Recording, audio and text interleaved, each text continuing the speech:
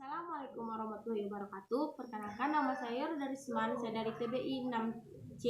Di sini saya akan membuat video mengenai peran, tugas dan fungsi guru, di mana video ini sebagai tugas akhir dari etika profesi saya.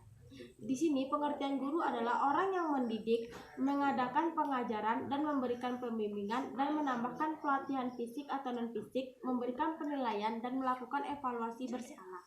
Jadi di sini guru adalah orang yang melakukan atau yang mendidik, mengadakan pengajaran dan memberikan bimbingan kepada siswanya, dan berkaitan dengan satu ilmu atau lebih kepada seluruh peserta didik. Jadi guru itu orang yang mendidik dan memberikan ilmunya kepada peserta didik, sehingga peserta didik itu dari tidak tahu menjadi tahu. Dan juga guru secara umum pengertiannya adalah seorang tenaga pendidik profesional yang mendidik, mengajarkan suatu ilmu, membimbing, serta melatih, memberikan penilaian terhadap peserta didik. Jadi guru itu tidak hanya memberikan pengajaran tetapi juga menilai apa yang telah diajarkan kepada peserta didik. Antara lain, guru mempunyai beberapa definisi lain, baik itu menurut para ahli maupun menurut para perundang-undangan. Di antaranya sebagai berikut. Guru adalah tenaga pendidik profesional di bidangnya yang memiliki tugas utama mendidik. Jadi tugas utama seorang guru adalah mendidik peserta didik. Sehingga guru juga memiliki tugas seperti mengajar, membimbing, dan memberikan arahan.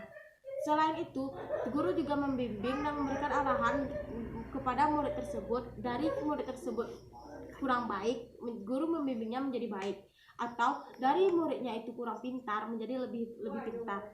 Dan guru juga memberikan pelatihan, mengajar, membimbing, memberikan pelatihan, memberikan penilaian, dan mengadakan evaluasi kepada peserta didik yang menempuh pendidikannya sejak usia dini melalui jalur formal.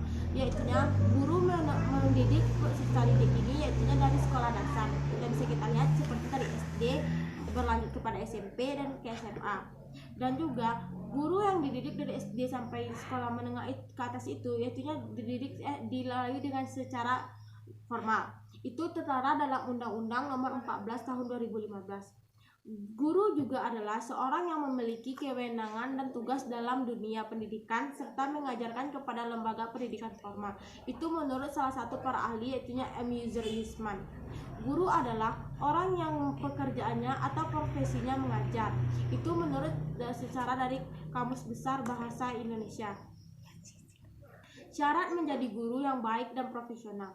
Jadi, guru itu tidak hanya mengajarkan kepada peserta didik, tapi dia juga memiliki syarat untuk bisa menjadi guru yang profesional.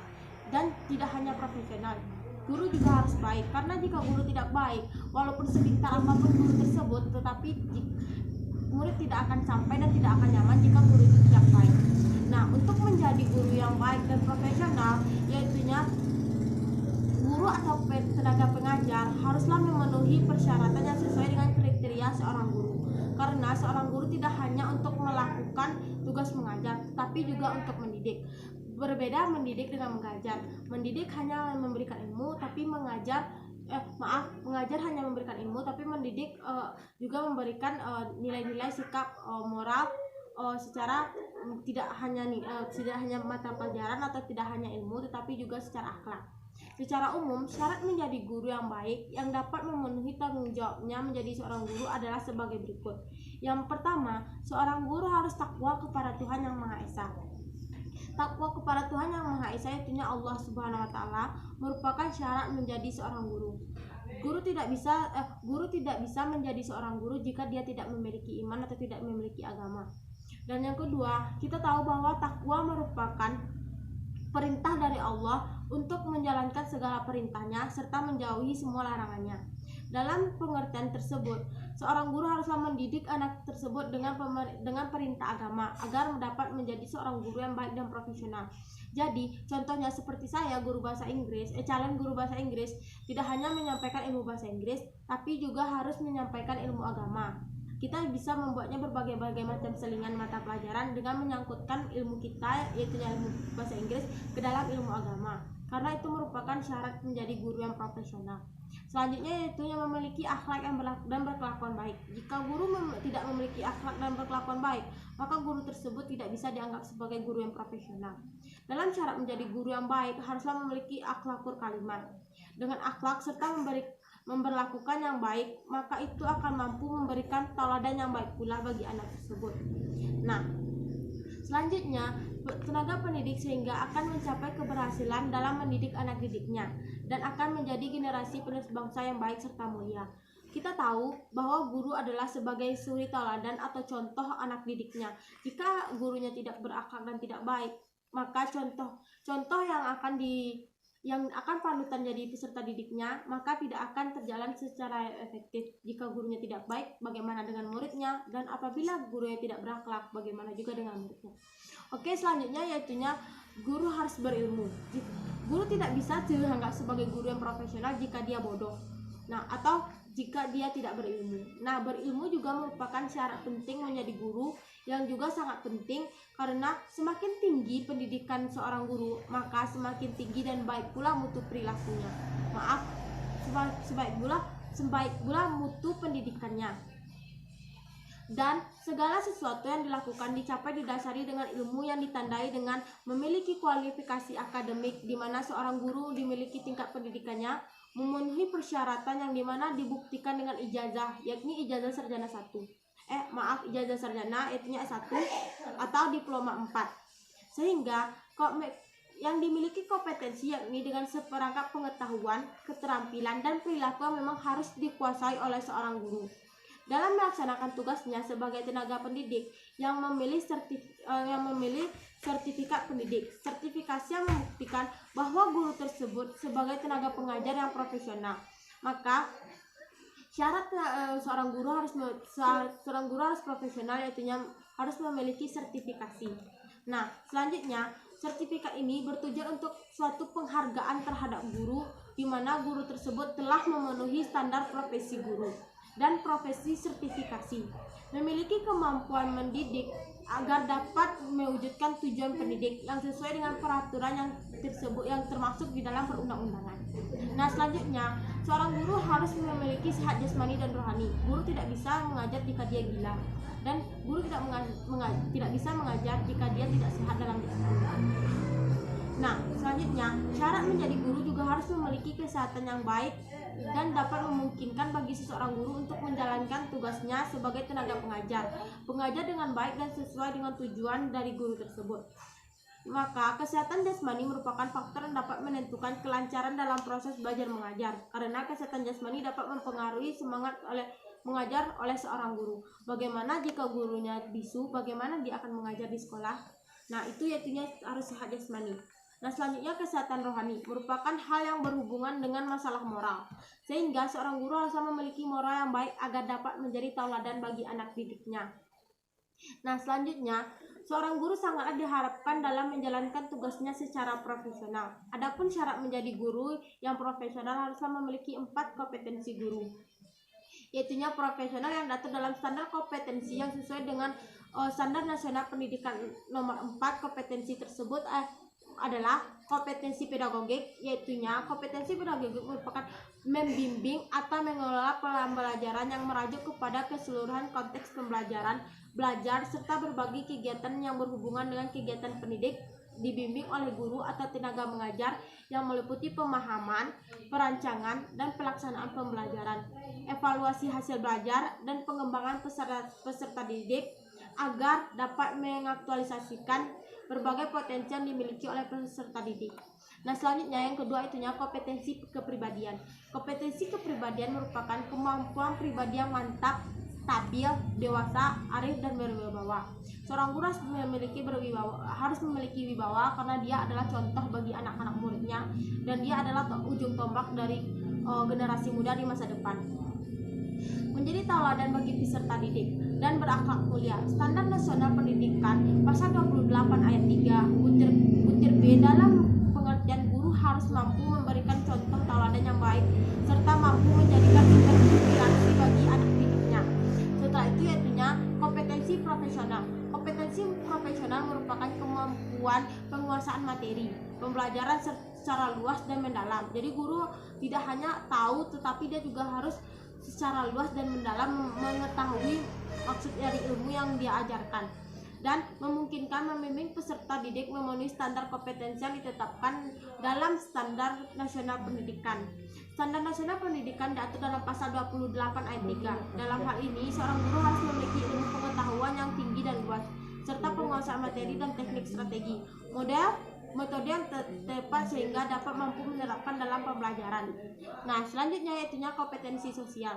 Guru harus memiliki kompetensi sosial karena sebagai bagian dari masyarakat untuk berkomunikasi dan bergaul secara efektif dengan peserta didik. Bagaimana gurunya tidak memiliki jiwa sosial, bagaimana dia akan menjadi seorang guru, karena guru akan terlibat terhadap banyak orang. Dan peserta didik sama pendidik, tenaga pendidik, orang tua, wali peserta didik, dan masyarakat sekitar.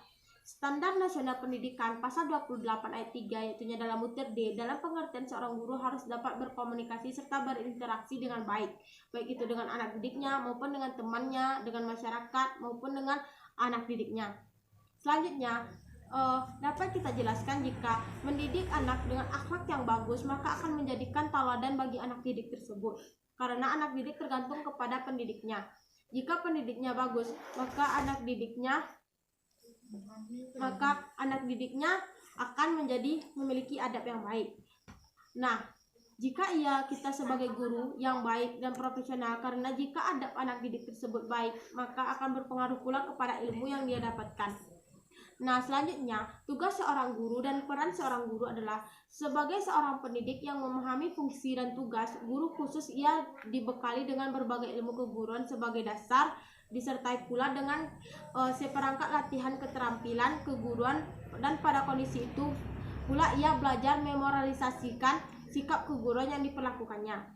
Serta seorang yang berkepribadian khusus, yakni ramuan dari pengetahuan, sikap, dan keterampilan guru yang didemonstrasikan pada anak didik atau mahasiswa atau siswanya. Nah, selanjutnya, guru memiliki tugas yang beragam yang berimplementasi dalam bentuk pengabdian. Jadi guru identik dengan pengabdian terhadap negara. Nah, selanjutnya, tugas tersebut meliputi bidang profesi, bidang kemampuan, dan bidang kemasyarakatan. Tugas guru sebagai profesi meliputi pendidikan, mengajar, dan melatih. Mendidik berarti meneruskan dan mengembangkan nilai-nilai kehidupan, nilai-nilai hidup dan kehidupan. Mengajar berarti meneruskan dan mengembangkan ilmu pengetahuan dan teknologi yang dimilikinya. Sedangkan melatih berarti mengembangkan keterampilan-keterampilan kepada siswa. Tugas seorang guru dalam bidang kemanusiaan adalah memposisikan dirinya sebagai orang tua kedua, di mana ia harus menarik simpati dan menjadi idaman dan idola para siswanya. Adapun yang diberikan dan disampaikan guru hendaklah dapat memotivasi hidupnya, terutama dalam belajar. Bila seorang guru berlaku kurang menarik, maka kegagalan awal akan tertanam kepada siswanya, karena guru adalah sebagai contoh bagi siswanya untuk kedepannya.